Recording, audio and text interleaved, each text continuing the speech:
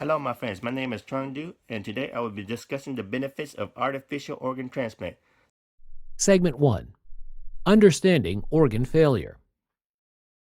Organ failure happens when an organ stops working properly, which can be life-threatening. Common organs that can fail include the heart, kidney, lungs, liver, and pancreas. So, organ transplant in general is a good thing. It saves lives, but there's a flaw. There's a shortage. The supply just doesn't meet the demand. So, why is this important? Imagine this: you have a child waiting for a liver transplant. You have a father waiting for a heart transplant. They're both placed on this waiting list, not knowing if they're going to survive. So, time is precious. Time is essential. So, what if we didn't need to depend solely on human organ transplants? What if there was an alternate technology that could help alleviate this pain, this crisis? Well, that, my friend, is where artificial organ transplant comes into play. And in this topic, I would be discussing three key areas: the shortage issues, waitlist issues, and the illegal trafficking issues. Need for organ transplants. Organ transplants are usually treatment for organ failure, but there aren't enough donor organs for everyone in need.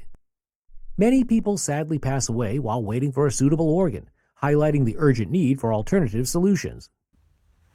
All right, so the first issue we're going to talk about is the shortage issue, where right now in our current system, we're depending mostly on volunteers coming in, bringing in their organs, and donating them. Thank you for that. But there's still a shortage, and that is where artificial organ transplant comes into play. So it's basically a product where it mimics the organ so you can place it into the body. That solves like some of the things we were talking about. It would increase the supply of organs. That's good. It would decrease the dependency on human organs. It ensures more patients get a treatment or a chance to treatment, where basically this technology has the potential to save more lives.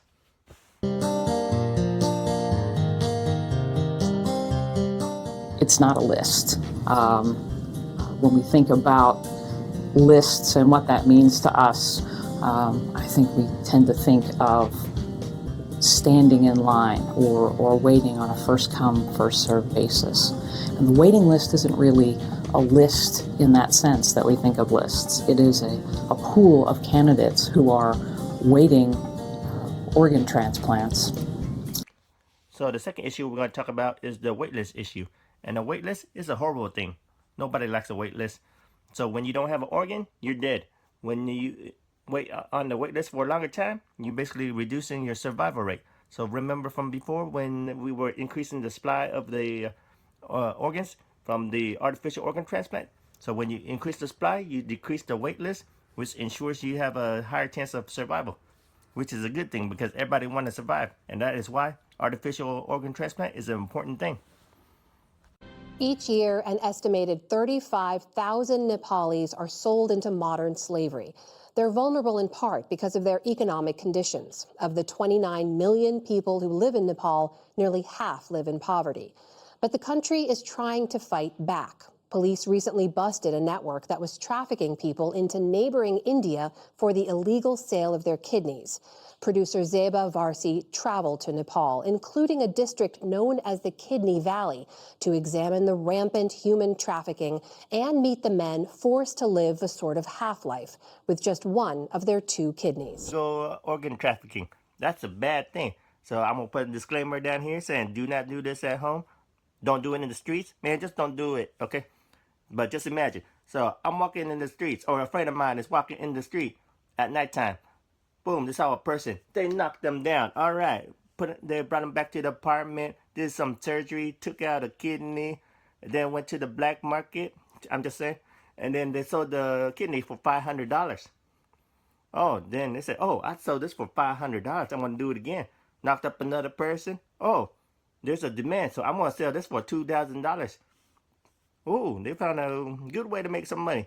So this illegal activities is going to keep on happening until the demand goes down. Because when there's a demand, the supply goes up. So with artificial organ transplant, when you increase the supply, the demand for doing these illegal activities will go down. And that's why it is important. All right, so as you can see from before, from the shortages, the wait list period, and the illegal trafficking issues, artificial organ transplant, it just brought the benefits to all those issues.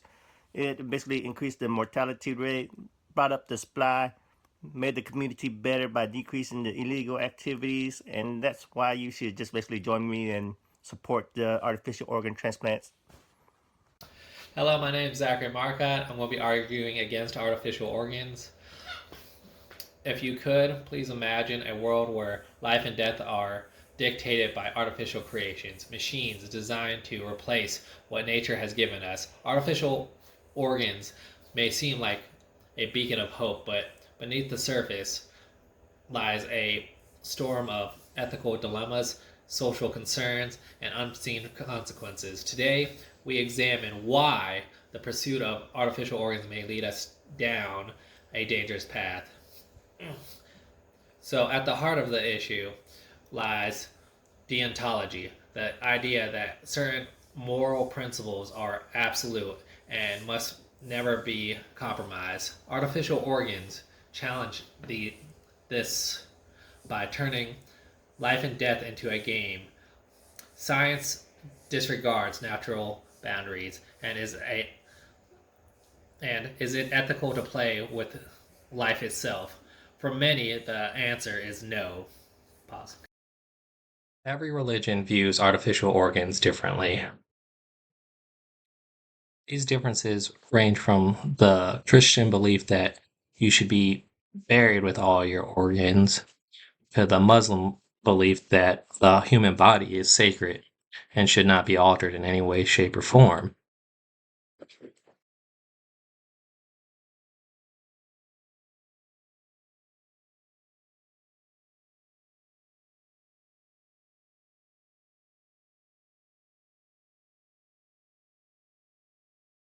My name is Zachary Marcotte. I'm going to be arguing against artificial organs. Imagine a world where life and death are dictated by artificial creations, where what nature has given us is altered or changed by these creations. Artificial organs may seem like a beacon of hope for many, but they come with a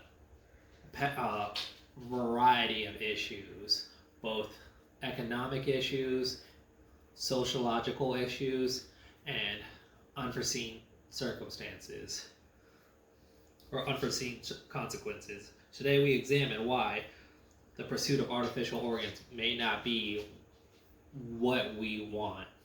Cut. Ongoing advancements in materials and technology have propelled the development of artificial organs.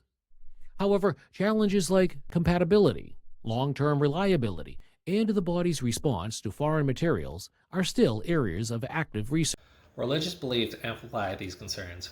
Many faiths oppose the idea of altering or replacing natural organs, viewing such actions as attempts to play God. To them, life is sacred, and meddling with it in this way could disrupt the spiritual balance of existence. Another pressing issue is the high cost of artificial organs. Research, development, and implementation come with staggering price tags, making these technologies inaccessible to the majority. How could we justify spending billions on these projects when countless lives could be saved by addressing preventable issues? Okay.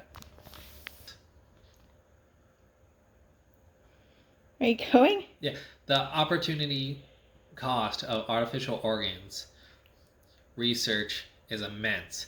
Every dollar spent here could instead be invested in preventable care, enhancing existing treatments, or addressing global health concerns. Is replacing organs really the most effective way to save lives? Even if artificial organs were perfect, the risk remains. Unethical consequences like immune rejection, psychological impact, and long-term health effects are largely unknown. And what of society inequality? If only the wealthy can afford these innovations, the gap between the rich and the poor will only grow wider. Artificial organs promise life, but at what cost? Ethical violations, economic burdens, and social divides loom large. Before we rush into future of artificial solutions, we must ask ourselves, are we solving the right problems or are we creating new ones?